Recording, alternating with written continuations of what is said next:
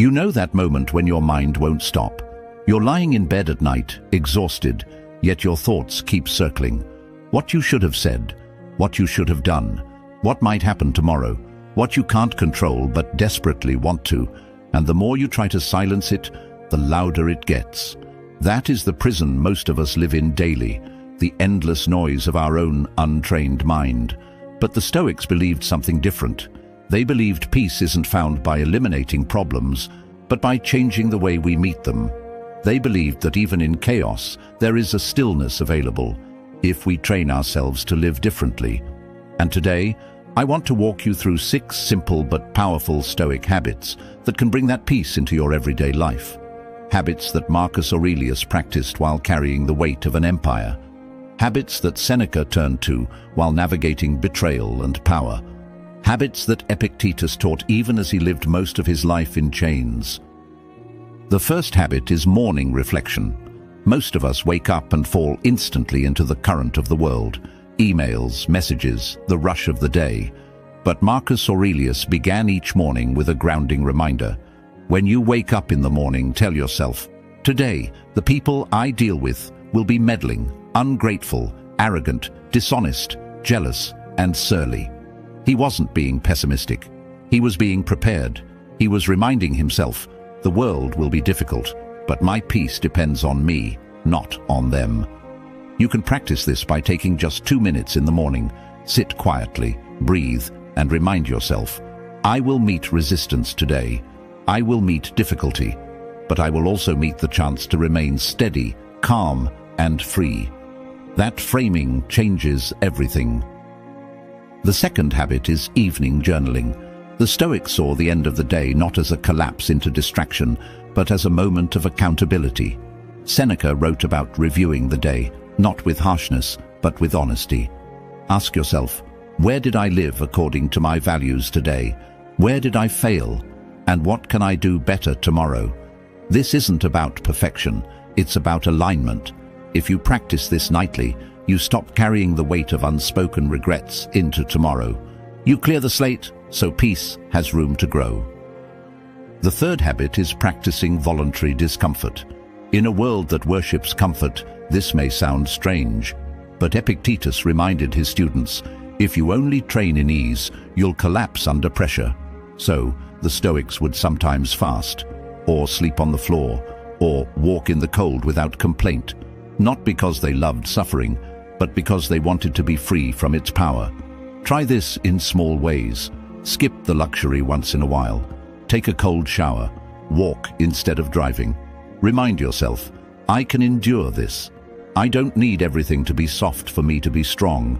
That builds a peace no comfort can give.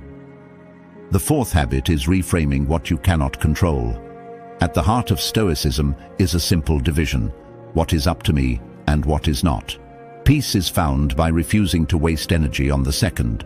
Marcus Aurelius wrote, "You have power over your mind, not outside events." Realize this, and you will find strength. When something frustrates you, a delayed flight, a harsh word, a betrayal, pause and ask, is this within my control? If not, then it is simply material for practice. It is the training ground for your composure. This doesn't mean passivity. It means clarity. You act where you can. You release where you cannot. The fifth habit is negative visualization. This may sound dark, but it is one of the most life-giving practices of Stoicism. The Stoics would imagine losing what they loved, not to torture themselves, but to wake up to gratitude. Seneca wrote, "He robs present ills of their power who has perceived their coming beforehand." If you imagine, even briefly, that this could be your last conversation with someone you love, suddenly you listen more closely, you care more deeply, you appreciate more fully. Instead of numbing you, this practice makes life vivid, and with vividness comes peace, because you are no longer asleep to what you have. The sixth and final habit is living by principle, not impulse. The Stoics believed that real peace doesn't come from chasing every desire or bowing to every fear. It comes from building your life on a steady compass, something within you that does not shift when the world does. Ask yourself quietly, What kind of person do I want to be when things get hard? What principles matter more than my moods, more than my fears, more than the pressure around me? Write them down, not as lofty ideals, but as daily anchors. Maybe it's simplicity, maybe honesty, discipline, compassion, courage. Whatever they are, let them become the foundation you return to when the storm rises. Because here's the truth: impulses are loud, but fleeting. Principles are quiet, but enduring. When you live by impulse, you're carried like a leaf in the wind, restless, reactive, never at peace.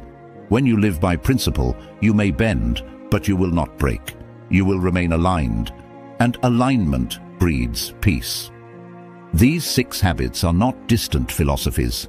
They are not abstract ideas meant only for scholars or emperors. They are practical tools, simple, human, and ready to be lived.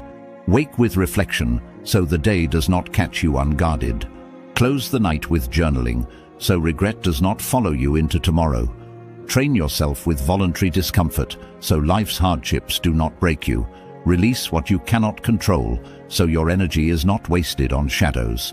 See life's fragility through negative visualization, so you no longer sleepwalk through what you have. And live by principles, so when the storm rises, you are not blown from yourself. If you weave these into your days, even gently, peace will stop feeling like a distant hope and start becoming a lived reality. Not perfect, not unshaken, but steady, strong, enduring. So tonight, before you scroll into distraction or numb yourself with noise, pause. Take a single breath. Ask yourself, which of these 6 will I practice tomorrow? Not all of them, just one. And let that one habit become the stone on which you begin building your inner fortress. Because peace is not something the world can hand you. It is not a gift. It is a construction laid brick by brick, day by day. And the Stoics, they left us the blueprint. All that remains is whether you will use it. If this spoke to you, take a moment, reflect in the comments which habit you'll start with. I'd love to hear your thoughts. And if you want more Stoic wisdom and practical tools for a calmer, stronger life, subscribe. This is only the beginning.